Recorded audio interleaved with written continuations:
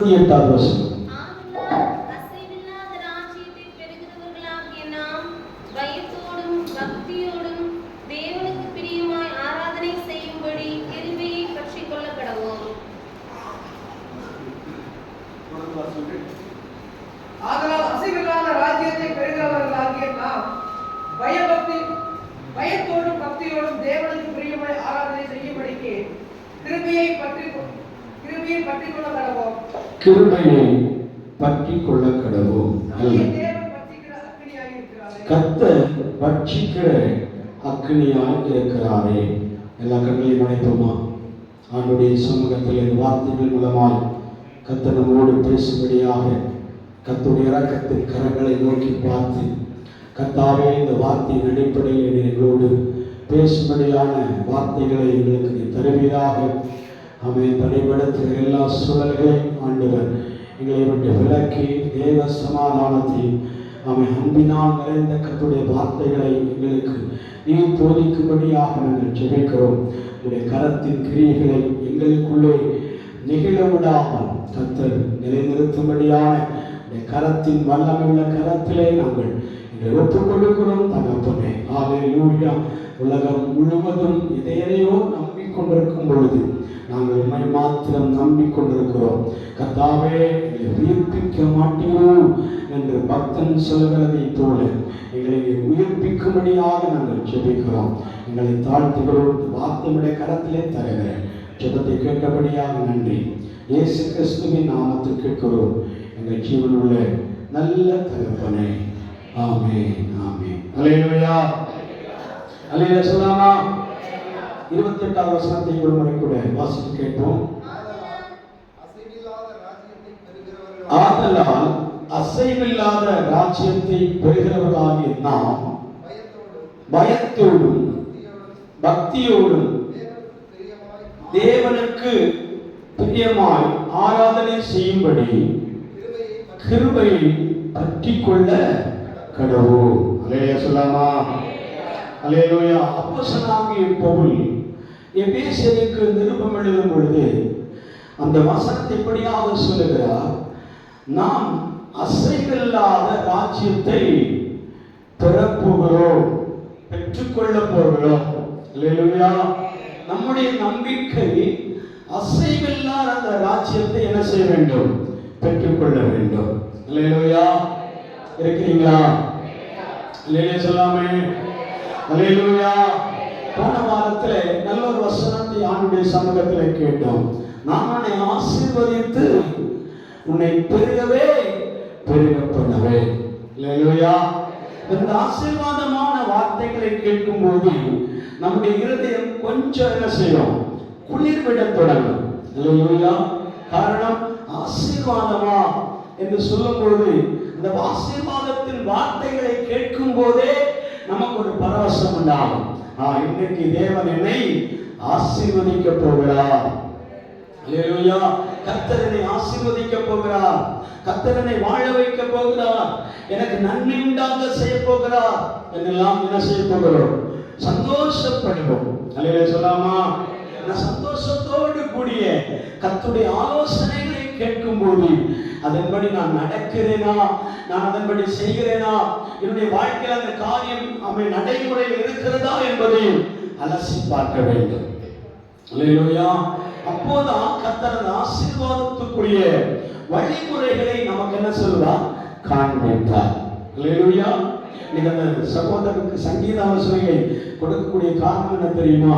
நாங்கள் அந்த பஸ்ஸில் போகும்போது அந்த பஸ்ஸை விட்டு இறங்குற அந்த செல்வராஜாவுடைய திருமணத்திற்காக பஸ்ஸில் போகும்போது பஸ்ஸை விட்டு இறங்கி போக அங்கே ஒருத்தர் பைபிளை தூக்கி வச்சுட்டு அப்படியே கையில் வச்சு super super super super super அப்படிங்கிறார். நான் அவர் தான் பாஸ்டா இருக்குமோ, அவர் தான் என்ன செய்வார்?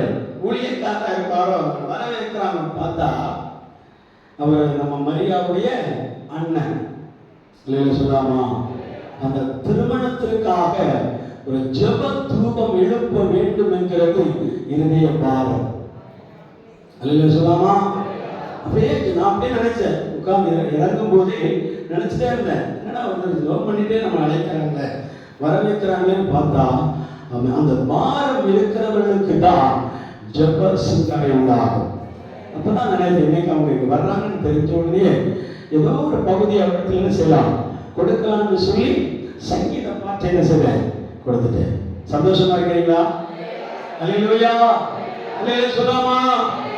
அவருடைய வார்த்தைகளும் நான் ஆலோசனையாக ஏற்றுக்கொண்டிருக்கிறோம். கர்த்தர் நல்லவர், கர்த்தர் பயன்படுத்தட்டும். ஏராளமான ஆத்துமாக்களுக்கு ஆண்டவர் பயனுள்ள சாட்சிகளாய் மாறட்டும் என்று நான் வாழ்த்துகிறேன். அல்லேலூயா சொல்லாமா? அல்லேலூயா. ஏன்னா அந்த பப்ளிக்ல நின்றுட்டு பைபிளை தூக்கி வச்சுட்டு அவன் ஒரு திருமண விழாக்கு முன்னாடி நின்று அவன் சோதரம் நானே பிரசன்னத்தை இறங்குகிறது அப்படின்னு பார்த்தேன். அல்லேலூயா சொல்லாமா? ஒரு கன்வென்ஷன் கூட்டத்தில் ஒரு சபையில ஒரு எழுப்புதல் மீட்டிங் நடக்கும்போது தான் சங்கிலி ஜெபம் கூடி உட்கார்ந்து ஜெபிக்கும் போது இந்த காரியங்கள் நடக்கும். ஆனால் திருமண அழைப்பு, ஒரு விருந்தினர்கள் எல்லாரும் ஒரு விழாவை கொண்டாட வருகிறார்கள் என்ற ஒரு என்ட்ரன்ஸ்ல நின்றுட்டு ஒரு பைபிளை தூக்கி நிற்கிறாருன்னா சாதாரண மனிதன் அல்ல. அல்லேலூயா சொல்லாமா? அதனால கர்த்தர் அவர்களை பயன்படுத்தட்டும் என்று நான் இப்போ ஒரு என்ட்ரன்ஸ் வைத்திருக்கிறேன். ஊழியக்காரன் நினைச்சு நான் சொன்னேன், இப்போ ஒரு என்ட்ரன்ஸ் அவர் கொடுத்திருக்கிறேன். அல்லேலூயா சொல்லாமா? கர்த்தர் நடத்துவாராக. சந்தோஷமா இருக்கிறவங்க அல்லேலூயா சொல்லாமா? எப்பொழுதும் சந்தோஷமா இருக்க அல்லேலூயா சொல்லாமா? எப்போதும் நான் சந்தோஷமா இருப்பேன். கிறிஸ்துவுக்குள் எப்போதும் நான் என்ன செய்வேன், சந்தோஷமா இருப்பேன். வாழ்வானாலும் தாழ்வானாலும் உயர்வானாலும் கீழானாலும் எந்த சூழ்நிலை நடுவிலும் கிறிஸ்து எனக்குள்ள வந்துட்டாரா நான் சந்தோஷமா இருப்பேன். அல்லேலூயா. கிறிஸ்து எனக்குள் வந்து விட்டா நான் எப்படி இருப்பேன், சந்தோஷமா இருப்பேன், மன மகிழ்ச்சியா இருப்பேன். ஆலயத்தில் உட்கார்ந்து இருக்கும் போது கிடைக்கிற சந்தோஷத்தை காட்டும் எங்க போனாலும் கிடைக்காது. ஏன்னா நம்முடைய இருதயத்தை ஓபன் பண்ற ஒரு இடம் இருக்குமானா கர்த்தருடைய சமூகம். அல்லேலூயா. ஆண்டவருடைய சமூகத்துக்கு முன்பாக மட்டும்தான் நம்முடைய இருதயத்தை மனப்பூர்வமாய் செலுத்த முடியும். அல்லேலூயா.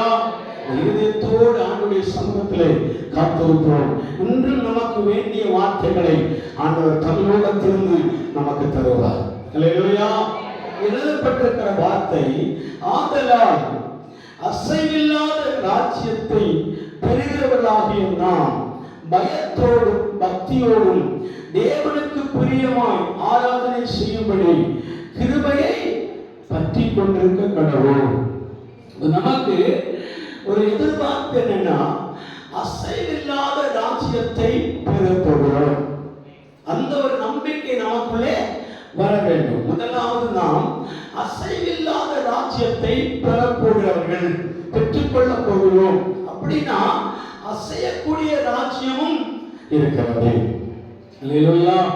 உலகத்திலே எல்லா காரியங்களுக்கும் அசைவு உண்டாகும், இடிந்து போகும். அசைவுன்னு சொன்னாலே இடிந்து போகும், தகர்ந்து போகும், உடைந்து விடும். அல்லேலூயா சொல்லாமா? ஒரு அசைவை பார்த்த உடனே உடைந்து தகர்ந்து போகும் என்றெல்லாம் நமக்கு அந்த வார்த்தைகளை கொடுக்க முடியும். அல்லேலூயா சொல்லாமா? அல்லேலூயா. அந்த அசையக்கூடிய காரியங்களை நம்பிக்கொண்டிருக்கிற உலகம் இன்றைக்கு அதை குறித்த அவன் ஆதாயத்திற்காகவே, அதை குறித்த அவன் வேலைக்காகவே, அதை குறித்த பாடுபடுகிறோம், அதற்காகவே உழைக்கிறோம், அதற்காகவே சேகரிக்கிறோம், அதற்காகவே வாழுகிறோம். அல்லேலூயா. உலகத்தில் இருக்கிற மனிதர்கள் அசையக்கூடிய காரியங்களை கொடுத்து நாம் ஒரு வீடு கட்டுகிறோம், இடம் வாங்குகிறோம், வாகனம் வாங்குகிறோம். அல்லேலூயா.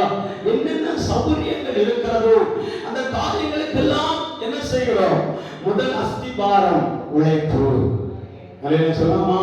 உழைக்கிறோம், வேர்வை சிந்துகிறோம், எல்லா காரியங்களையும் பண்ணி எதற்காக உழைக்கிறோம் என்றால் ஒரே ஒரு காரியம்தான், அவன் இந்த ராஜ்யத்தில் எனக்கு சொந்தமாக வேண்டும், இந்த பூமி எனக்கு சொந்தமாக வேண்டும், அவன் நான் சம்பூர்ணமாய் வாழ வேண்டும், ஐஸ்வர்யமாய் வாழ வேண்டும், இந்த உலகத்தில் மற்றவர்களை போல நானும் ஒரு திறமையுள்ளவனாய் மாற வேண்டும் என்ற ஒரு உழைப்பை முன்வைத்து செய்கிறோம். அல்லேலூயா சொல்லாமா?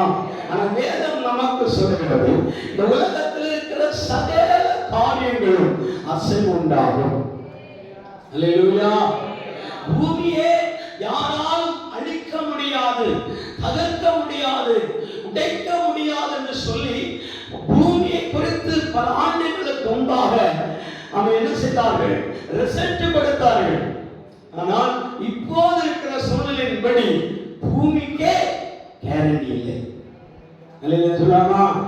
நாம் நம்பிக்கொண்டிருக்கிற இந்த பூமிக்கு கேரண்டி இல்லாத இருக்கும் போது, நாம் நம்பிக்கொண்டிருக்கிற வீடுக்கு கேரண்டி இருக்குமா? இடத்திற்கு கேரண்டி இருக்குமா? வாகனத்துக்கு கேரண்டி இருக்குமா? தொழிலுக்கு கேரண்டி இருக்குமா? நம்முடைய ஆரோக்கியத்திற்கு கேரண்டி இருக்குமா? அல்லேலூயா! எதற்குமே கேரண்டி இருக்காது. காரணம், வேதம் 2000 வருடங்களுக்கு முன்பாக அப்போஸ்தலனாகிய பவுலின் மூலமாக தேவன் வெளிப்படுத்துகிறார். இந்த உலகம் அசைவுள்ள உலகம், நாமோ அசைவில்லாத உலகத்தை பெறப்போகிறவர்கள். அல்லேலூயா சொல்லலாமா? உலகத்தில் இருக்கிற சகல காரியங்களும் அசையும் பொழுது, ஒரு வண்டி, ஒரு வாகனத்தை வாங்கணும் என்றால் ஒரு 15 வருடம் கழிந்த உடனே அது ஒரு என்ன செய்யப்படுகிறது? ஆமென், ஒரு பழைய மார்க்கெட்டுக்காக தள்ளிவிடப்படுகிறது. அல்லேலூயா! எந்த சூழலும் தள்ளிவிடப்படுகிற நேரங்களிலே நானும் நீங்களும் கர்த்தருடைய சமூகத்தில் அழைக்கப்பட்டிருக்கிறோம் என்றால், தெரிந்து கொள்ளப்பட்டிருக்கிறோம் என்றால், எதற்கென்று ஞாபகப்படுத்தும்படி இந்த பகல் வேளையிலே நமக்கு ஒரு ஞாபகத்தை கொடுக்கிறார். உங்களை சாதாரணமாய் கர்த்தர் அழைக்கவில்லை, உங்களை தெரிந்து கொள்ளவில்லை. இந்த சமூகத்துக்கு உங்களை அழைத்துக் கொண்டு வந்திருக்கிற தேவன் சொல்லுகிறார், நீங்களோ அசையாத ஒரு ராஜ்யத்தை பெறப்போகிறீர்கள். அசையாத ஒரு மண்டலத்தை பெறப்போகிறீர்கள். அல்லேலூயா சொல்லலாமா? அதை குறித்து விளக்கம் பண்ண போனால் வெளிப்படுத்தல் புஸ்தகத்தை திறக்க வேண்டும். அதனால நான் வெளிப்படுத்தல் புஸ்தகத்தை போட்டு விரும்பவில்லை. ஒரு சமீப காலத்திற்காக அது மாற்றி வைக்கப்பட்டிருக்கிறது. வெளிப்படுத்தல் புஸ்தகத்தை ஓபன் பண்ணினாலே 1ஆம் அதிகாரத்திலிருந்து 22ஆம் அதிகாரம் வரைக்கும் தேவன் பரலோக ராஜ்யத்தை குறித்தும், பாதாளத்தில் நடக்கிற சம்பவங்களை குறித்தும், பாதாளத்துக்கும் பரலோகத்துக்கு இடைப்பட்ட ஆவிகளின் மண்டலத்திலே போராடி கொண்டிருக்கிற காரியங்களை குறித்தும் அவர் தெளிவாக எழுதி வைத்திருக்கிறார். அல்லேலூயா சொல்லலாமா? அந்த பரலோகத்துடைய முழு காரியங்களை குறித்தும் வெளிப்படுத்தல் புஸ்தகத்தில் எழுதி வைத்திருந்தாலும் நமக்கு அப்போஸ்தலனாகிய பவுல் ஒரு சின்ன குழுவை கொடுக்கிறார். அல்லேலூயா சொல்லலாமா? என்ன குழுனா, பரலோகத்தில் இருக்கிற சகல காரியங்களும் அசைவில்லாதவை. அல்லேலூயா சொல்லலாமா? இந்த பெரிய பெரிய தொழில் அதிபர்கள் என்ன சொல்லுவாங்க தெரியுமா? எனக்கு அசையா சொத்து இருக்கிறது, அசையும் சொத்து இருக்கிறது. அல்லேலூயா சொல்லலாமா? என்ன சொத்து இருக்கிறது? அசையும் சொத்து இருக்கிறது, அசையா சொத்து இருக்கிறது. இந்த சொத்து விஷயத்திற்காக பேச வரவில்லை. அல்லேலூயா சொல்லலாமா? அந்த அசையாத சொத்தையும் அந்த அசையும் சொத்தும் ஒரு நாள் மண்மறைந்து போகும். அல்லேலூயா சொல்லலாமா? அல்லேலூயா சொல்லலாமா? உனக்கு நீ சம்பாதித்தது யாருடையதாகும் என்று வேதத்தில் எழுதப்பட்டிருக்கிறது. அல்லேலூயா சொல்லலாமா? நீ வேலை செஞ்சதும், உழைத்ததும், சம்பாதித்ததும், வேலை வாங்கினதும், சில காரியங்களை குறித்து பட்டியலிட்டு சொல்லப்பட்டிருக்கிறது. அது யாருடையதாகும். அல்லேலூயா சொல்லலாமா? இது யாருடையதும் ஆக போவதில்லை. வானம் பாய் போல சுருட்டப்பட்டு போய்விடும். பூமி மடமட மடமட மடமடன்னு விலகி போகும். மடமடன்னு சொன்னபடி எரிமலைகள் குழம்பு வெடிக்கும் போது எப்படி கடமட கடமட கடமடன்னு கேட்குதோ, அதே போல பூமி என்ன செய்யுமா? வெந்துருகி போகும். இல்லையா சொல்லாமா? அப்போது நாம் உட்கார்ந்து என்ன சொல்லுவோம்? நாம் என்னுடைய ஆயுசு முழுவதும் பூமிக்காக செலவழித்தேன், குடும்பத்திற்காக செலவழித்தேன், பிள்ளைகளுக்காக செலவழித்தேன், என் ஆயுசு முழுவதும் இந்த உலகத்திற்காக செலவழித்தேன். ஆனால் ரிசல்ட் என்ன? பரலோகத்தில் போகும்போது நீங்க ஜீரோவாய் மாறுவீர்கள். அல்லேலூயா சொல்லலாமா? ஆனால் ஆண்டவராகிய கர்த்தர் வாழ்ந்திருக்கும் போதே அப்போஸ்தலனாகிய பவுலின் மூலமாக இன்று ஞாயிற்றுக்கிழமை நம்மோடு ஆண்டவர் போதிக்கிறார்.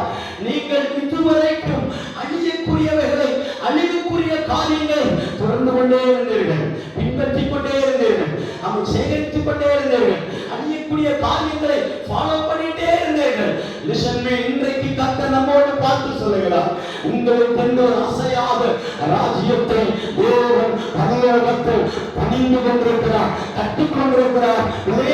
பெற்ற ஒரு பொக்கிஷ மாளிகை உங்களுக்காக ஆயத்தமாக இருக்கிறார். கரங்களை தட்டி ஆண்டவரை துதிக்கலாமா? ஹல்லேலூயா.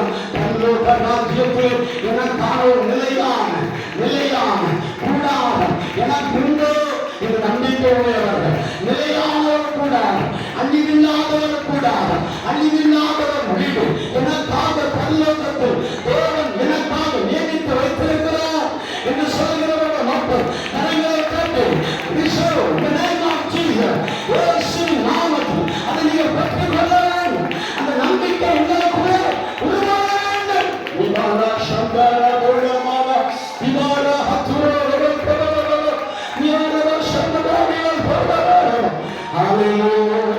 அந்த நம்பிக்கை நமக்குள் இருக்குமானால் இந்த உலகத்தின் கவலை நம்மை நிறுத்த முடியாது.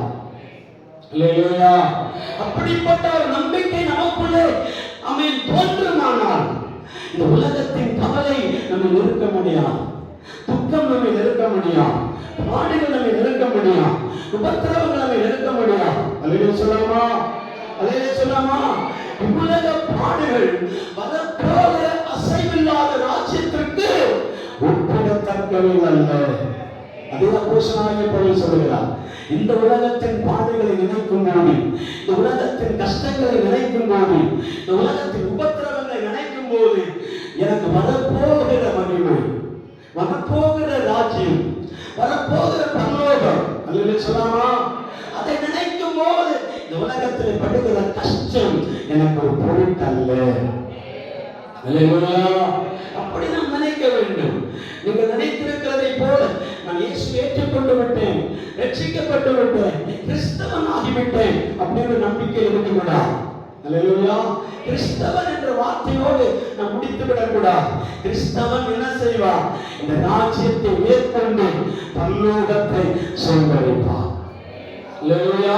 பரலோகத்தை அவர்கள் பெற்றுக் கொள்வார்கள். அந்த அசைவில்லாத ராஜ்யத்தை பெறப்போகிற நம்மை குறித்து அப்போஸ்தலனாகிய பவுல் ஒரு ஆலோசனையான ஒரு வார்த்தை சொல்கிறார். ஆமென். அங்கே என்ன எப்படி இருக்க வேண்டுமா? ஆமென். அசைவில்லாத ராஜ்யத்தை பெறுகிறவர்களாகிய நாம் ஒன்று பயத்தோடு, ரெண்டு பக்தியோடும், மூன்றாவது அவருக்கு பிரியமான ஆராதனை செய்யும்படி கிருபையை பற்றி கொண்டிருக்க கடவுள். இங்கே மூன்று காரியம் எழுதப்பட்டிருந்தாலும் ஒரு காரியத்தை அடிஷனலாக மலையாளத்தில் எழுதப்பட்டிருக்கிறது. நன்றி உள்ளவராய் இருப்பீர். இருக்கிறீங்களா? லாஸ்ட் எப்படா மலையாளி ஆயிட்டாரு அப்படின்னு நினைக்கிறீங்களா? அல்லேலூயா சொல்லாமா? அல்லேலூயா சொல்லாமா? இந்த கிருபையை பற்றி கொண்டிருக்கிற நாம் ஃபர்ஸ்ட் நன்றி உள்ளவராய் இருக்க வேண்டும். அப்படின்ற வார்த்தை என்ன தெரியுமா? நன்றி உள்ளவராய் இருங்கள். அல்லேலூயா சொல்லாமா? ஆண்டவருக்கு நன்றி செலுத்துங்கள். இந்த வார்த்தைக்கு வாசித்து பார்க்கலாம். எபேசியர் நிருபம் 12ஆம் அதிகாரம். நமக்கு ஒரு சகோதரி இருக்கிறார், ஹெல்ப் பண்ணுவாங்க. வாசிங்க 12ஆம் அதிகாரம் 28ஆவது வாக்கியம். எபேசியர் நிருபம் 12ஆம் அதிகாரம் அதனுடைய 28ஆவது வசனம். எபிரேயர் 12:28. மலையாளத்தில் வாசிக்கிறாங்க. ஆகையால் சொல்லுங்க, நன்றி உள்ளவர்களாக இருக்க வேண்டும் என்று எழுதப்பட்டிருக்கிறது. எடுத்து வாசிச்சு சீக்கிரம் அந்த வார்த்தை வேணும். அந்த வார்த்தை இருந்தால்தான் உந்துதல் வரும்.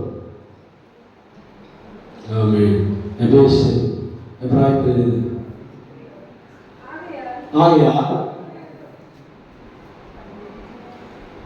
எலகாந்த ராஜ்யம். ஓகே, பெட்டன்னு மைக்கி sister. Praise the lord. Hallelujah. அந்த வார்த்தை அழகாக இருக்கும். இருந்தால் வாசிப்பாங்களா?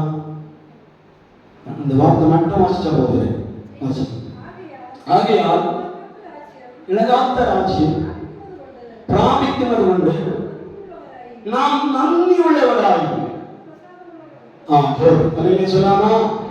அல்லேலூயா. அவன் இழலாத ராஜ்யம் பிராபிக்குவது கொண்டு நாம் நன்றியுள்ளவராக இருக்க வேண்டும். அல்லேலூயா சொல்லாமா? அல்லது ஃபர்ஸ்ட் நன்றி உள்ளவராக இருக்க வேண்டும். இரண்டாவது தேவனுக்கு பிரியமான ஆராதனை செய்ய வேண்டும். மூன்றாவது பயத்தோடும் பக்தியோடும் தேவனிடத்திலே காத்திருக்க வேண்டும். அல்லேலூயா சொல்லாமா? அல்லேலூயா சொல்லாமா? தமிழ்ல இந்த வேர்ட் இல்லாததுனால தான் மலையாளத்தில் வாசிக்க சொன்னேன். அல்லேலூயா சொல்லாமா? தமிழ் இந்த வார்த்தை எழுதப்படவில்லை. அந்த வார்த்தை நமக்கு முழுமையாய் கிடைத்தால் தான் கர்த்தர் நம்மை வழி நடத்த முடியும். அல்லேலூயா சொல்லாமா? அசைவில்லாத ராஜ்யத்தை பெற போகிற நாம் அவன் அதை குறித்து நன்றி உள்ளவர்களாகவும் அவன் தேவனுக்கு பிரியமான ஆராதனை செய்கிறவர்களாகவும் பயத்தோடும் பக்தியோடும் தேவன் என்ன செய்ய வேண்டும்? பிரியமா இருக்க வேண்டும். அல்லேலூயா சொல்லாமா? இருக்கிறீங்களா? இருக்கிறீங்களா?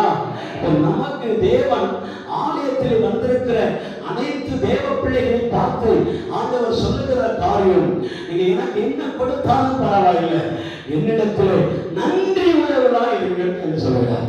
அல்லேலூயா. இந்த உலகத்தில் எது கிடைத்தாலும் கிடைக்காவிட்டாலும் தேவனுடைய காரியத்தில் என்ன செய்ய வேண்டுமா? நன்றி உள்ளவர்களாக இருக்க வேண்டும். அந்த ஒரு பாட்சி மட்டும் நான் இருக்கிறேன். சங்கீதங்களின் புஸ்தகம் 103ஆம் சங்கீதம் 1 முதல் 7 வசனங்களை வாசிப்போம். 103ஆம் சங்கீதம் 1 முதல் 7 வசனங்கள். என் ஆத்துமாவே கர்த்தரை ஸ்தோத்திரி, என் முழு உள்ளமே அவருடைய பரிசுத்த நாமத்தை ஸ்தோத்திரி. என் ஆத்துமாவே கர்த்தரை ஸ்தோத்திரி, அவர் செய்த சகல உபகாரங்களையும் மறவாது. அல்லேலூயா சொல்லாமா? சங்கீதக்காரன் மூலமாக தேவன் நமக்கு சொல்லியிருக்கிற வார்த்தை, நீங்கள் நன்றியுள்ளவர்களாக இருங்கள். காரணம் அசைவில்லாத ராஜ்யத்தை தேவன் நமக்கு தரப்போகிறாரு. அதற்காக நீங்கள் என்ன செய்யுங்கள்? பயபக்தியோடும் பயத்தோடும் தேவனுக்கு பிரியமான ஆராதனையோடும் கூட சேர்ந்து நன்றியுள்ளவர்களாக இருங்கள். அல்லேலூயா சொல்லாமா? அல்லேலூயா. எப்படி நன்றி செலுத்த வேண்டுமா? கர்த்தர் நமக்கு செய்திருக்கிற எல்லா உபகாரங்களுக்காக. அல்லேலூயா சொல்லாமா? தேவன் நமக்கு என்னென்ன காரியங்கள் செய்திருக்கிறாரோ அதை குறித்த ஒரு நன்றி உணர்வுகள் நமக்கு இருக்க வேண்டும். அல்லேலூயா சொல்லாமா? அல்லேலூயா சொல்லாமா? ஆத்துமாவே கர்த்தரை நோக்கி ஸ்தோத்திரி, அவர் செய்த சகல உபகாரங்களையும் மறவாதே. நேற்றைய தினங்கள் வரைக்கும் ஆண்டவர் நமக்கு நன்மை செய்திருப்பார், உபகாரம் செய்திருப்பார், உதவி செய்திருப்பார். அவருடைய கரம் நம்மை தாங்கிக் கொண்டிருக்கிறார். அந்த காரியங்களை குறித்து நாம் என்ன செய்ய வேண்டுமா? நன்றியுள்ளவர்களாய் இருக்க வேண்டும். அல்லேலூயா. நன்றி அறிதல் உள்ளவர்களாக இருக்க வேண்டும். கர்த்தருக்கு நாம் நன்றி உள்ளவர்களாக இருப்பதை எப்படி வெளிப்படுத்த முடியும் தெரியுமா? திங்கட்கிழமை முதல் சனிக்கிழமை வரைக்கும் கர்த்தர் நம்முடைய வேலையில பிஸியா இருப்பார். அல்லேலூயா சொல்லாமா?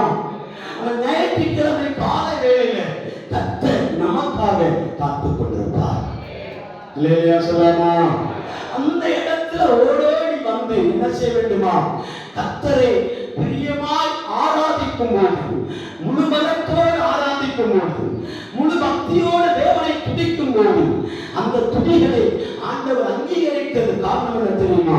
நன்றி. அல்லேலூயா சொல்லாமா? அல்லேலூயா சொல்லாமா? பக்தியோடும் பயத்தோடும் ஆண்டவரை ஆராதிக்கிற ஆராதனை கர்த்தருக்கு நீங்கள் காண்பிக்கிற நன்றி. அல்லேலூயா சொல்லாமா? நன்றி அறிதல் நமக்கு இல்லாமல் போகவே கூடாது. அல்லேலூயா சொல்லாமா? யாரிடத்தில் நீங்கள் நன்றி இல்லாமல் இருந்தாலும் தேவனிடத்தில் நீங்கள் நன்றி இல்லாமல் இருக்கவே கூடாது. அல்லேலூயா சொல்லாமா? அல்லேலூயா. கர்த்தரிடத்தில் நீங்கள் நன்றி உள்ளவர்களாக ஆண்டவருடைய ஆலயத்தில் ஞாயிற்றுக்கிழமை என்பது கர்த்தருக்கு கொடுக்க வேண்டிய நேரம், ஆண்டவருக்கு கொடுக்க வேண்டிய நேரம். அந்த நேரத்தை நமக்காக என்ன செய்யக்கூடாது? எடுத்துக் கொள்ளக்கூடாது. அல்லேலூயா சொல்லாமா? நான் எப்படி நன்றி சொல்லுவேன்? எனக்கு நன்றி சொல்ல கர்த்தர் எனக்கு என்ன செய்திருக்கிறார் என்னெல்லாம் நீங்கள் கேள்விப்பட்டு கேட்டுக்கொண்டிருக்கிறாரா? உங்களை பார்த்து ஆண்டவர் சொல்லுகிற வார்த்தை, உங்களுக்கு உயிரை ஆண்டவர் உங்கள் உடம்பிலே தங்க வைத்திருப்பது கர்த்தருடைய கிருபை. அல்லேலூயா. உங்கள் சுவாசம், உங்கள் உயிர் நீங்கள் சுவாசிக்கிற காற்றை உங்கள் உடம்பிலே செலுத்தி 6 நாட்களும் உயிரோடு பாதுகாத்தாரே, அவருக்கு நான் என்னத்தை செலுத்த வேண்டும்? ஸ்தோத்திர பலியோடு கூடிய ஆராதனை செலுத்த வேண்டும். அல்லேலூயா.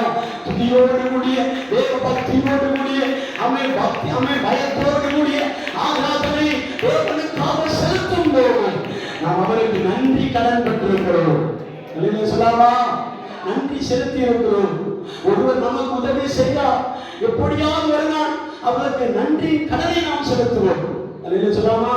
இந்த விஷயத்துக்கு இந்த பிரதர் உதவி செய்திருக்கிறார்கள், இந்த விஷயத்துக்கு இந்த அம்மா உதவி செய்திருக்கிறாங்க, இந்த விஷயத்துக்கு இந்த பிரதர் உதவி செய்து ஐயா உதவி செய்திருக்கிறாங்க என்று சொல்லும் போது என்றைக்காவது ஒரு நாள் திரும்ப அந்த நன்றி கடனை செலுத்த வேண்டும் என்று ஒரு மனதளவிலே நமக்கு உணர்வுகள் இருக்குமானா, கர்த்தர் வானாதி வானங்களை கொள்ளக்கூடாத இஸ்ரவேலின் தேவனாகிய கர்த்தர் நம்மை பார்த்து சொல்லுகிறார், உங்கள் சரீரங்களை 6 நாட்களும் வியாதிகள் நெருங்காமல், சத்துடைய பிடியிலிருந்து, பிசாசின் கைகளிலிருந்து, அந்தகார வல்லமைகளிலிருந்து, இருளின் ராஜ்யத்திலிருந்து உங்களை விலக்கி வேறுபட்டு கர்த்தர் உலகத்திலிருந்து நம்மை பாதுகாத்திருக்கிறாரோ, அதை நினைத்து நாம் துதிக்க வேண்டும். துதிப்பதே ஆண்டவருக்கு செலுத்துகிற நன்றி. அல்லேலூயா. ஆண்டவரை பார்த்து நாம் துதிக்கிறது தான் தேவனுக்கு நாம் காண்பிக்கிற நன்றி. அல்லேலூயா சொல்லலாமா? அதுக்கு ஒரு உதாரணமாக ஒரு சம்பவத்தை நாம் எடுத்து தேவ சமூகத்தில் வாசிக்கிறவர்களே, லூக்கா எழுதின சுவிசேஷம் 14ஆம் அதிகாரம் 15-16 வசனங்களை வாசிப்போம். லூக்கா எழுதின சுவிசேஷம் 17ஆம் அதிகாரம் அதனுடைய 15-16 வசனங்கள். லூக்கா எழுதின சுவிசேஷம் 17ஆம் அதிகாரம் 15ஆம் வசனம்.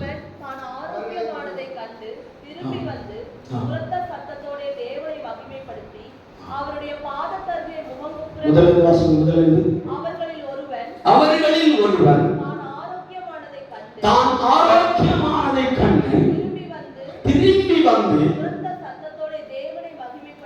உரத்த சத்தத்தோடு தேவனை மகிமைப்படுத்தி அவருடைய பாதத்திலே முகம் குப்புற விழுந்து அவருக்கு ஸ்தோத்திரம் செலுத்தினான். போதும். அல்லேலூயா. சொல்லலாமா?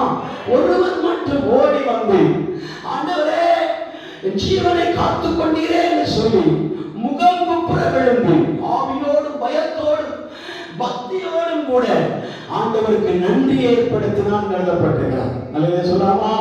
இந்த சம்பவம் நமக்கு எல்லாருக்கும் தெரியும். 10 குஷ்டரோகிகள் ஒரு பட்டணத்திலே இருந்தாங்க இல்லையா? அல்லேலூயா. 10 குஷ்டரோகிகள்.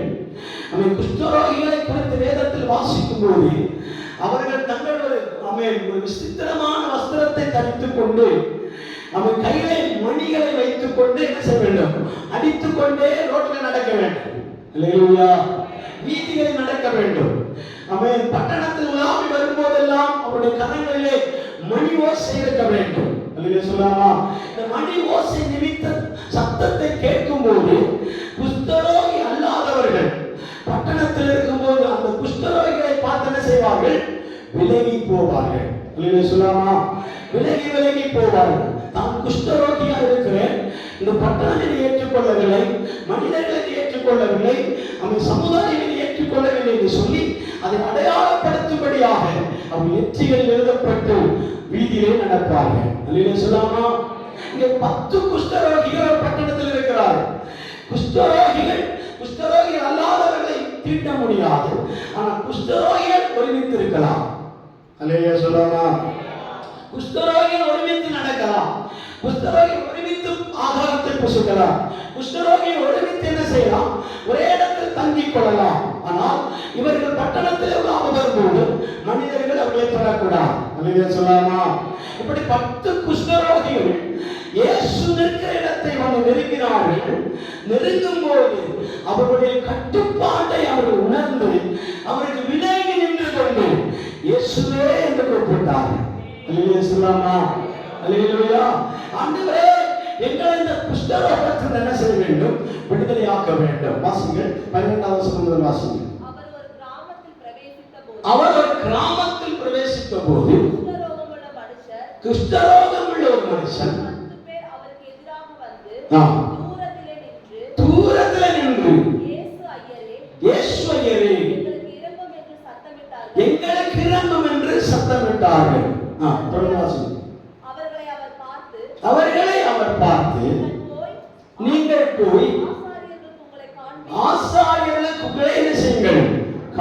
போங்கள் என்றார். ஒரு மலையில சொல்லாமா? அந்த 10 குஷ்டரோகிகளும் இயேசுவை பார்த்து, ஐயரே எங்களுக்கு இறங்கும் என்று சொன்ன உடனே அவன் இயேசு அவர்களுக்கு பதிலாக சொல்லுகிறார், நீங்கள் என்ன செய்யுங்கள், உங்களை ஆசாரியரிடத்திலே காண்பீங்கள். அல்லேலூயா. இந்த இடத்துல என்ன பார்க்கிறோம்? அவன் 10 குஷ்டரோகிகளும் தங்கள் குஷ்டரோகத்தில் இருக்கும் பொழுதே இயேசுவை பார்த்து எங்களுக்கு இறங்கும் என்று சொல்லுகிறார்கள். அதே நிலையிலே இருந்து கொண்டு இயேசு என்ன சொல்கிறார்? ஆசாரியர்களை காண்பீர்கள். இவர்களுக்கு சுகமாகவில்லை, விடுதலை பெறவில்லை, அற்புதம் தன் கண்களில் காணப்படவில்லை. அப்படி இருந்த போதும் நீங்கள் என்ன செய்யுங்கள், ஆசாரியர்களை போய் காண்பீர்கள் என்று சொன்ன உடனே அந்த 10 பேரும் அந்த சமூகத்தை விட்டு கடந்து போனார்கள். கடந்து போய் ஆசாரியரை காண்பிக்கிறதுக்கு முன்பாகவே இவர்கள் என்ன செய்தார்கள்? குஷ்டரோகத்திலிருந்து விடுதலை பெற்றார்கள். அற்புதத்தை பெற்றார்கள். நான் என்ன சொல்லுகிறேன், இயேசு நம்மிடத்திலே மறுமொழி சொல்லிவிட்டார் என்றால், நீங்கள் ஆசாரியர்களை பார்க்கிறதுக்கு முன்பாகவே உங்கள் சரீரத்தின் பாடுகளை ஆண்டவர் உங்களை விட்டு விலக்கி போடுவார். ஆசாரியர்களை சபைக்கு போய் ஊழியக்காரரிடத்தில் தங்களை காண்பிக்கிறதற்கு முன்பாகவே உங்கள் விசுவாசம் பெரிதாக இருக்குமானால் சபைக்கு வருகிற வழியிலேயே நீங்கள் அற்புதத்தை பெறுவீர்கள், அவர் விடுதலை பெறுவீர்கள், சுகத்தை அனுபவிப்பீர்கள், ஆசீர்வாதத்தை அனுபவிப்பீர்கள். வரும்படியே காரணம், என்னை கர்த்தர் அழைத்திருக்கிறார், இந்த ஆலயத்திற்கு போக அழைத்திருக்கிறார், இந்த சமூகத்திற்கு போக அழைத்திருக்கிறார், இந்த வல்லமை நாளத்தில் நான் போக கர்த்தரை அனுமதித்திருக்கிறார். உங்கள் பயணம் மேற்கொண்டு வருகிற தேவ பிள்ளைகள் வரும்படியே சுகத்தை பெறுவார்கள், அவர் வருகிற வழியிலேயே அற்புதத்தை பெறுவார்கள். அல்லேலூயா சொல்லாமா? அற்புதம் செய்வது தேவனுக்கு ஒன்று புதிதானவைகள் அல்ல. அல்லேலூயா சொல்லாமா? அற்புதங்கள் பெற்றுக் கொள்வதும் அற்புதங்களை கொடுப்பதும் தேவ சுகமளிக்கும் வல்லமையை தருவதும் ஒரு புதிதான கதை அல்ல. ஆனால் கர்த்தர் நம்மிடத்திலே எதிர்பார்க்கிற காரியம் என்ன தெரியுமா? நீங்கள் பெற்றுக்கொண்ட நன்மைக்கு பதிலாக ஆண்டவருக்கு என்ன செய்வீர்கள்? அல்லேலூயா. நீங்கள் பெற்றுக்கொண்ட ஆசீர்வாதத்திற்கு பதிலாக நீங்கள் தேவனுக்கு கொடுத்த ஆசீர்வாதங்கள் தேவனிடத்தில் பெற்றுக்கொள்ள சுகத்திற்கு பதிலாக என்ன செய்வீர்கள்? அல்லேலூயா சொல்லாமா? அல்லேலூயா சொல்லாமா? பெரிதாக ஆண்டவர் ஒன்று கேட்கவில்லை, என் பாதத்தில் வா மகளே என்று அழைத்தார். என் பாதத்தில் வந்து என்னிடத்தில் அந்த விஷயத்தை சொல் என்று தேவன் நம்மை பார்த்து அழைப்பார். அல்லேலூயா சொல்லாமா? 10 பேர் போனாங்களே, அவன் 10 பேர் இப்போது சுகம் பெற்றிருப்பார்கள், என் பாதத்தில் வருவார்கள் என்று தேவன் காத்துக்கொண்டே இருப்பார். அல்லேலூயா சொல்லாமா? ஆமென். அல்லேலூயா. இந்த குஷ்டரோகிகள் ஆண்டவரை பார்த்து விண்ணப்பிக்கப்பட முடியுமானால் நீங்களும் நானும் தேவனுடைய பிள்ளைகளாக இருக்கிறோம், அவருடைய சுதந்திரவாதிகளாக இருக்கிறோம். நீங்கள் என்ன சொன்னாலும் கர்த்தர் கேட்பார். அல்லேலூயா. உங்கள் விண்ணப்பத்தை கர்த்தர் கேட்பார், உங்கள் ஜெபங்களை கர்த்தர் கேட்பார். அல்லேலூயா சொல்லாமா? பெரிய மனிதனுக்கும் சின்ன மனிதனுக்கும் நம்முடைய விண்ணப்பத்தை ஆண்டவர் கவனித்து கேட்கிறார். அல்லேலூயா. அல்லேலூயா சொல்லாமா? இது பெரிய பெரிய ஆட்களுக்கு தான் அவன் கியூல நின்று பிரேயர் பண்றாங்க. அல்லேலூயா. பெரிய பெரிய ஆட்கள் தான் வரிசையில் ஜெபம் பண்றாங்க. அவனுக்கு தான் முதல் சீட்டு, அவர்களுக்கு தான் முதல் பந்தி, அவர்களுக்கு தான் முதல் அடையாளம். அப்படி அல்ல. கூட்டத்தின் நடுவிலே நீ ஆண்டவரிடத்தில் இரக்கத்தை கேட்கும் பொழுது, இரக்கத்திற்காக கெஞ்சும் போது, உங்களுடைய இருதயத்தின் பாரங்களை அறிந்த தேவன் உங்களுக்கு ஒரு ஸ்டேட்மெண்ட் கொடுப்பார். நீ கோபங்களே, உனக்கான அற்புதம் அங்கே காத்திருக்கிறது. இது கிடைக்காவிட்டாலும், இந்த கண்களுக்கு முன்பாக காணாவிட்டாலும், இந்த கர்த்தருடைய வார்த்தை ஏற்றுக்கொண்டு புறப்பட்டு போகிற இடத்துல அற்புதம் நடக்கும். அல்லேலூயா. அல்லேலூயா சொல்லாமா? விசுவாசம் தான் நம்மை நிறுத்த வேண்டும். ஆழமாக விசுவாசம் நம்மை நெருக்கிக் கொண்டே இருக்க வேண்டும். அல்லேலூயா சொல்லாமா? நாம் சிந்தித்த வசனம், நன்றி உள்ளவர்களாக இருங்கள் என்று வாசிக்கிறோம். நன்றி உள்ளவர்களாக இருக்கிற இடத்துல 10 பேர் சுகத்தை பெற்றார்கள். அதில் ஒருவன் மட்டும் இயேசுவின் பாதத்தை தேடி வந்தான். அல்லேலூயா. ஒருவன் மட்டும் இயேசுவின் பாதத்தை தேடி வந்து மண்டி போட்டு, ஆண்டவரே நீர் எனக்கு பாராட்டின கிருபைகளுக்காக கோடான கோடி ஸ்தோத்திரம் என்று சொன்னான். அல்லேலூயா. அப்படி சொன்ன உடனே கர்த்தர் அதுல நிறைவடைந்தாரான்னு கேட்டா நிறைவடையவில்லை. அல்லேலூயா. என்ன கேட்டார் அவனிடத்துல? ஒருவன் மட்டும் வந்திருக்கிறாயே, மீதம் இருக்கிற 9 பேர் எங்கே? அல்லேலூயா சொல்லாமா? நாம் கேட்கிறோம், நன்றி ஆண்டவர் எதிர்பார்க்கிறாரா? ஆண்டவர் திரும்ப எதிர்பார்க்கிறாரா என்று கேட்கும் போது உங்களுடைய நன்றியை தான் ஆண்டவர் எதிர்பார்க்கிறார். அல்லேலூயா. உங்களுக்கு தேவன் சின்ன நன்மை செய்திருந்தார், பெரிய நன்மை செய்திருந்தார், சின்ன அற்புதம் செய்திருந்தார், பெரிய அற்புதம் செய்திருந்தால் அதுக்கு பதிலாக நன்றி கடன் பட்டிருக்க வேண்டும். அல்லேலூயா சொல்லாமா? நன்றி அறிதல் உள்ளவர்களாம் தேவனிடத்தில் வந்து நன்றி ஆண்டவரே என்று சொல்லி கதவுகிற பொழுது ஆண்டவர் அந்த நன்றி ஏற்படுகிறார். அல்லேலூயா சொல்லாமா? நன்றியை அவர் ஏற்றுக்கொள்கிறார். வேதம் சொல்லுகிறது, ஒருவனுக்கு 100 ஆடுகள் இருந்தது. ஒருவனுக்கு 100 ஆடுகள் இருந்தது. அதில் ஒரு ஆடு காணாமல் போனது. அந்த காணாமல் போன ஆட்டை குறித்தவன் பரிதபிக்கவில்லை என்றல்ல, என்ன செய்தான்? 99 ஆடுகளை வனாந்தரத்தில் ஒரு பக்கமாய் விட்டுவிட்டு ஒரு ஆட்டை தேடி என்ன செய்தான்? தேடி போனான். அல்லேலூயா சொல்லாமா? மேய்ப்பன் சொல்லுகிறார், நான் காணாமல் போன ஆடுகளை தேடி போய் கண்டுபிடித்தேன். ஆனால் நான் பெற்றுக்கொண்ட நன்மையை பதிலாக நன்றி சொல்ல நீங்கள் வரவில்லை. அல்லேலூயா சொல்லாமா? நன்றி சொல்லுவதற்காக தேவனிடத்திலே 10 பேரில் ஒருவன் வருகிறான். ஆனால் ஆண்டவர் 100 ஆடுகளில் 99 தன் வசமாய் இருக்கிறது. ஒன்றை தேடி போகிறார். அல்லேலூயா சொல்லாமா? ஒன்றை தேடி போவதும் 9 பேர் ஆண்டவருக்கு நன்றி சொல்ல வராமல் இருப்பதும் எவ்வளவு வித்தியாசமானவர். அல்லேலூயா சொல்லாமா? நாம் அதிலே நன்றி சொல்ல மறந்திருப்போமானா தேவனுக்கு நன்றி செலுத்துவதுதான் அசைவில்லாத ராஜ்யத்தை பெற்றுக் கொள்ள போகிற நமக்கு தேவன் கொடுத்திருக்கிற கிருபை. அல்லேலூயா சொல்லாமா? அல்லேலூயா. இன்னொரு சம்பவத்தை நான் வேதத்தில் வாசித்துக் கொண்டு முடிக்க விரும்புகிறேன். அவன் சாமுவேல் புஸ்தகத்தை தேடி வாசிங்கள். அவன் தாவீது என்கிற ஒரு பெரிய ராஜா தன் உடன்படிக்கை பெட்டி தன் பட்டணத்துக்கு நேராக வருகிறதை கண்டவுடன் சணல் நூல் வஸ்திரங்களை வஸ்திரங்களால் உருவாக்கப்பட்ட அந்த வஸ்திரங்களை போர்த்திக் கொண்டு அந்த உடன்படிக்கை பெட்டிக்கு முன்பாக அவன் ஒரு ஏழை கோலத்தில் நின்று நடனமாடி ஆண்டவரை துதிப்பார். அல்லேலூயா. வாசிக்க பார்க்கலாம். 6ஆம் அதிகாரம் வாசிங்கள். 2 சாமுவேல் 6ஆம் அதிகாரம் 8ஆம் வசனம். கர்த்தருடைய பெட்டியை சுமந்து போகிறவர்கள் தப்படி நடந்தபோது மாடுகளையும் கொடுத்த ஆட்டுக்கடாக்களையும் பலியிட்டான். தாவீது சணல் நூல் ஏபோத்தை தரித்துக் கொண்டு தன் முழு மனதோடும்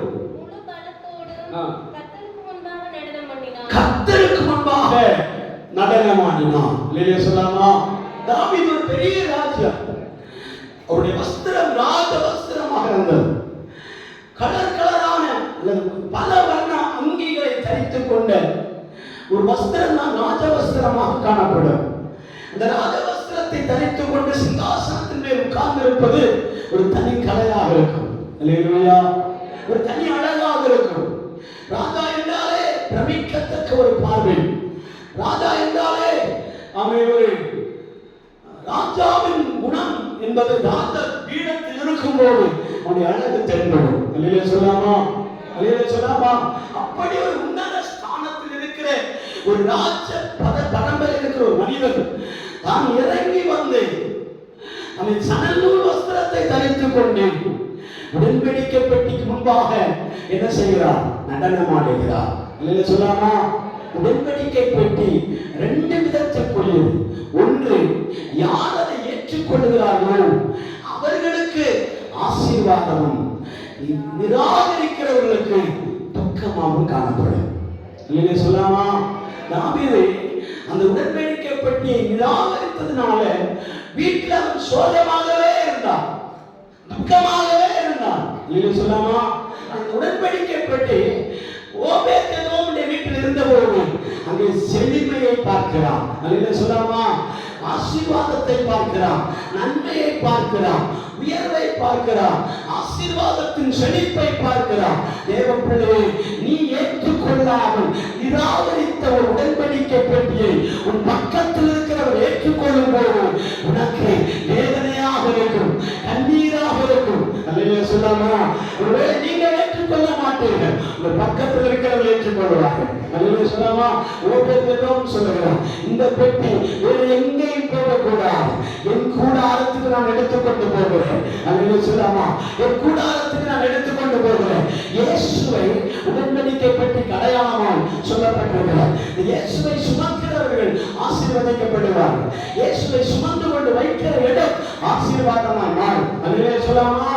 இன்றும் எருசலேம் பட்டணம் ஒரு தேவாலயம் இருக்கிறதுனால அந்த பட்டணம் அதிசயங்களில் பிரமிக்கப்பட்ட 7 அதிசயங்களில் ஒன்றாக திறங்கிக் கொண்டிருக்கிறார். அல்லேலூயா சொல்லாமா?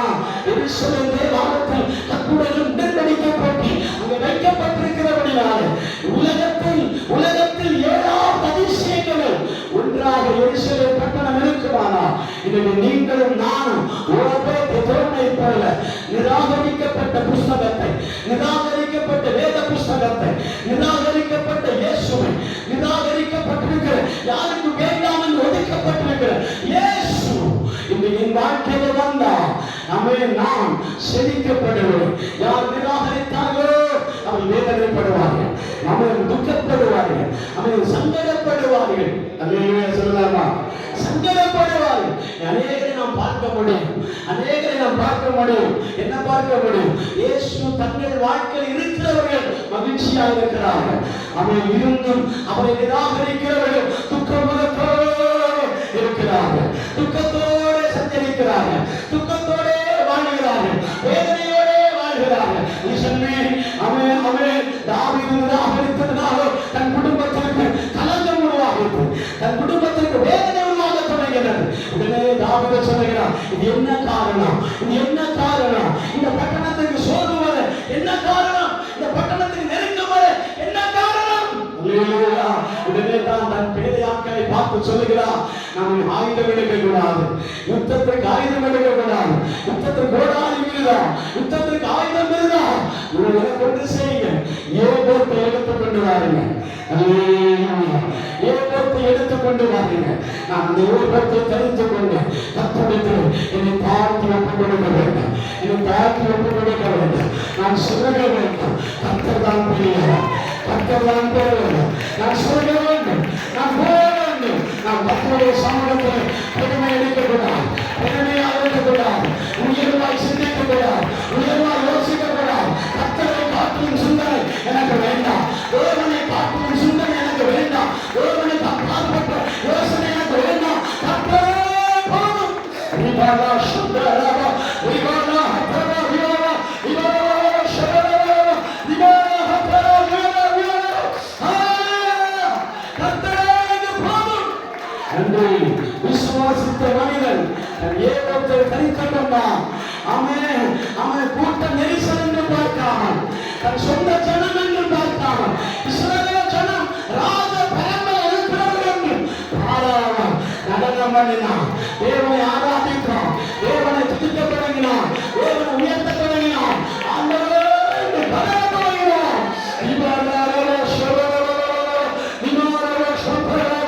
இந்த பிடி கதவு போது உன் கூப்பிடுதலை கேட்கும்படியாக தேவ சத்தம் உன் மத்தியில் எழுதப்படுகிறது. தேவ சத்தம் ரெண்டு வெளிப்படுகிறது, ஆண்டுடைய சத்தம் வெளிப்படுகிறது. அப்போதும் தாவீதுடைய மனைவி உப்பரில் இருந்த மனைவி தாவீதை பணித்தாள் என்று எழுதப்பட்டது, தூஷித்தாள் என்று எழுதப்பட்டிருக்கிறது. அல்லேலூயா சொல்லாமா?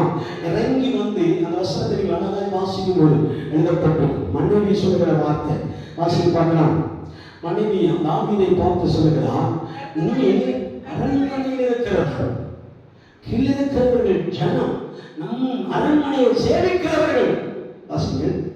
தாவீது தன் வீட்டாரை ஆசீர்வதிக்கிறதற்கு திரும்பும்போது சவுலின் குமாரத்தியாகிய மீகாள் தாவீதுக்கு எதிர்கொண்டு வந்து அற்ப மனுஷரில் ஒருவனைப் போல் தன் வஸ்திரங்களை கிழித்துக் கொள்கிறது போல இன்று தம்முடைய ஊழியக்காரர் நம்முடைய வஸ்திரங்களை உரித்து கொண்டு இஸ்ரவேலின் ராஜா என்று எத்தனை மகிமைப்பட்டிருந்தார் என்றார். இஸ்ரவேல் ராஜா எத்தனை மகிமைப்பட்டிருந்தார், இப்ப எத்தனை மகிமைப்பட்டார் எழுதப்பட்டிருக்கிறது சொல்லாமா. அதாவது ராஜா அவன் பீடத்தில் இருக்கிற மனிதன் தன்னை பெருமையாக்கி அவன் தன்னோடு இருக்கிற வாசிப்பாங்க. தாவீது தன் வீட்டாரை ஆசீர்வதிக்கிறதற்கு திரும்பும்போது சவுலின் குமாரத்தியாகிய மீகாள் எதிர்கொண்டு வந்தார். அற்ப மனுஷரில் ஒருவன் தன் வஸ்திரங்களை கிழித்து போடுகிறது போல, அற்ப மனிதர்களை போல தன் வஸ்திரத்தை கிழித்து போடுகிறவரை போல நீ தன் வஸ்திரத்தை கிழித்து சால்வ வஸ்திரங்களை தரித்து ஏழை மனிதர்களை போல நீ உலாவினதற்கு உடைய ராஜ மகிமை எங்கோ என்று கேட்பார். அப்படிதான் அர்த்தம். ராஜ மகிமையை இழந்தீரோ என்று கேட்கும் போது ஒரு வேளை நீங்கள் கர்த்தரை ஆராதிக்க தங்களை சிறுமைப்படுத்தும் போது உங்களை நெருங்கின உறவு கூட அம்மை கொச்சைப்படுத்தினார். அல்லேலூயா சொல்லாமா, அல்லேலூயா சொல்லாமா. தாவீது என்ன சொன்னா தெரியுமா? அடுத்து மீதமுள்ள வார்த்தை வீடுகளை சென்று வாசித்து பாருங்கள், நான் சொல்லி முடிக்கிறேன்.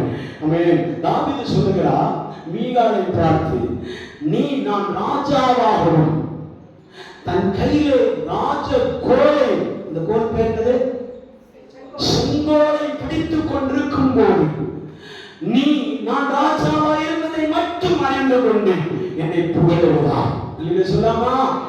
என் பின்னே ஒருவர் என்னை தலையில தட்டி கொண்டு சொல்லுகிறார், நீ ராஜாவா இருக்கிறதற்கு முன்பாக ஆடுகளுக்கு பின்னாக அவன் ஆடு மேய்க்கிறதற்கான குச்சியோடு நடந்ததை நினைத்து பார் என்று சொன்னார். புரிந்தவர்களுக்காக சொல்றோம், புரியாதவர்களுக்கும் சொல்றோம்.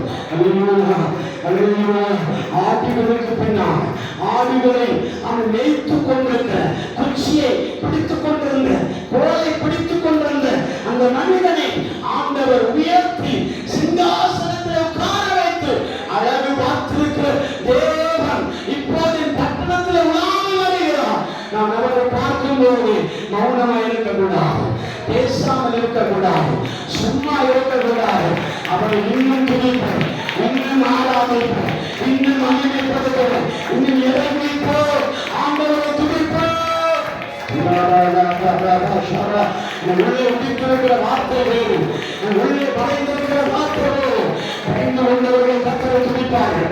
படைந்து கொண்ட கத்தருடைய பிள்ளைகள் தாவீது ராஜாவாய் பார்த்தவர்கள் ஒரு கத்தருடைய சமூகத்துக்கு முன்பாக தன்னை ராஜாவாய் பார்க்காமல் ஒரு மேய்ப்பனை போல் ஆதிகளை வைக்கிறவனை போல் தன்னை சிறுமைப்படுத்தி ஆண்டவருக்கு நன்றி அறிவிக்கும்படியாக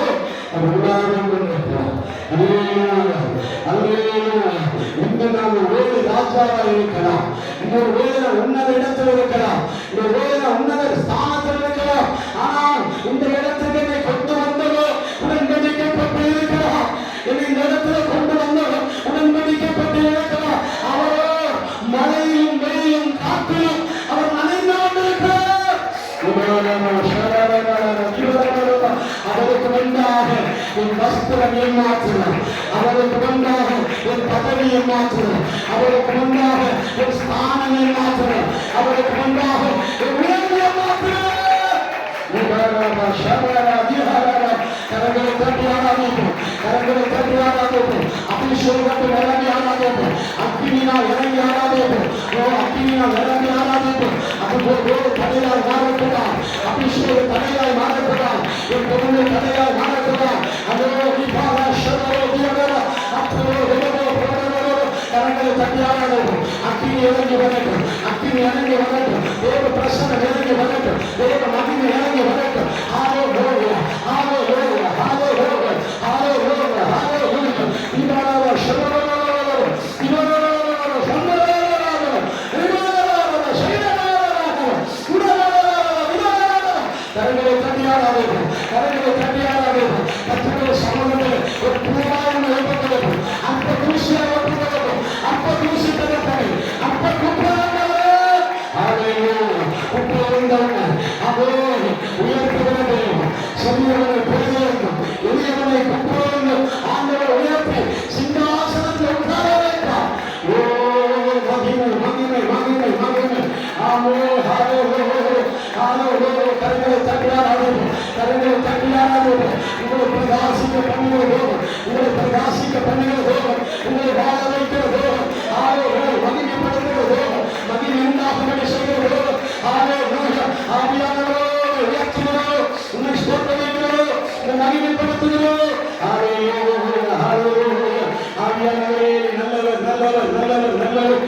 உயர்த்துகிறோம் ராஜா, மகிமைப்படுத்துகிறோம் ராஜா, ஆராதிக்கிறோம், மகிமைப்படுத்துகிறோம். இங்கதான் தான் சொல்லுகிறார், நான் இப்போது ராஜா அன்றைக்கு கர்த்தர் ஆடுகளுக்கு பின்னே நான் போய் கொண்டிருந்த என்னை ஆண்டவர் அழைத்தார். இன்னைக்கு நம்மிடத்தில் ஒரு யோசனை சொல்லுகிறார் தெரியுமா? இப்போது இருக்கிற சிச்சுவேஷனை யோசிக்காமல் முந்தின 30 வருடங்களுக்கு முன்பாக நீங்கள் எப்படி இருந்தீர்கள் என்பதை யோசிக்க சொல்லுகிறார். 30 வருடங்களுக்கு முன்பாக இந்த செலிபிரேட் இருந்ததா? இப்போது இருக்கிற செழிமை இருந்ததா? இப்போது இருக்கிற சம்பத்தியம் இருந்ததா? இப்போது இருக்கிற அழகு இருந்ததா? இப்போது இருக்கிற மேன்மை நமக்கு இருந்ததா? 30 வருடங்களுக்கு முன்பாக நம்முடைய சிறுமையில் இருந்த நம்மை ஆண்டவர் கொஞ்சம் கொஞ்சமா உயர்த்தி உயர்த்தி தேசத்தின் நடுவில் உங்களை வாழ வைத்திருக்கிறார் என்றால் வாழவே முடிய வாய்ப்பு இல்லை. நான் வாழ முடியாத சூழ்நிலை, நான் ஆரோக்கியமா இருக்க முடியாத சூழ்நிலை, என் வியாபாரத்தை சிந்தித்தா நான் உயர முடியாத சிந்தனை. என்னுடைய சூழ்நிலையின் நடுவில் கர்த்தர் இன்று நம்மை இவ்வளவு தூரம் நடத்தினாரோ.